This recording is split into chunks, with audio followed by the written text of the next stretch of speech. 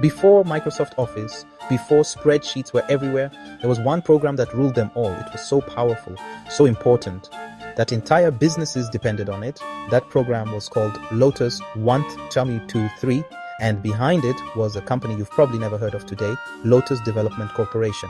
At its peak, Lotus dominated the software world, but just a few years later, it was gone.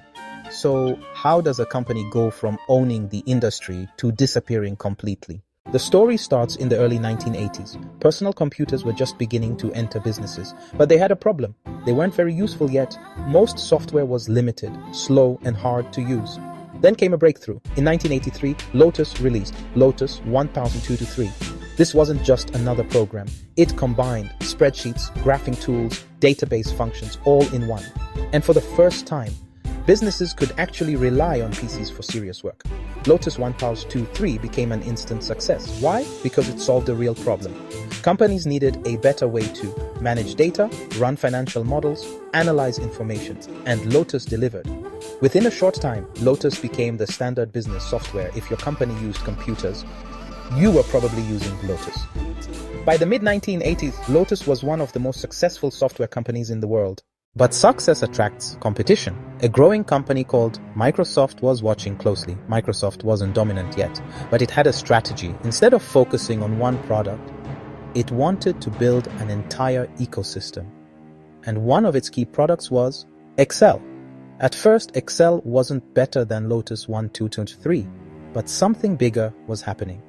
In the late 1980s and early 1990s, the world was moving from command line interfaces to graphical user interfaces. This shift was led by Microsoft Windows, and here's where Lotus made a critical mistake. It was slow to adapt. Lotus 1-2-3 was built for DOS, not Windows. Meanwhile, Microsoft built Excel specifically for Windows. Suddenly, Excel felt more modern, more intuitive, easier to use. As Windows became more popular, Excel gained momentum.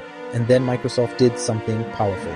It bundled Excel into Microsoft Office. Now users didn't just get a spreadsheet. They got Word, PowerPoint, Excel, all together at a competitive price. Lotus couldn't match this. Slowly but surely, businesses started switching. By the mid-1990s, Excel had overtaken Lotus 1002-3. Lotus tried to recover. They released new versions. They improved their software, but it was too late. The market had shifted, and Microsoft had won. In 1995, Lotus was acquired by IBM for about $3.5 billion.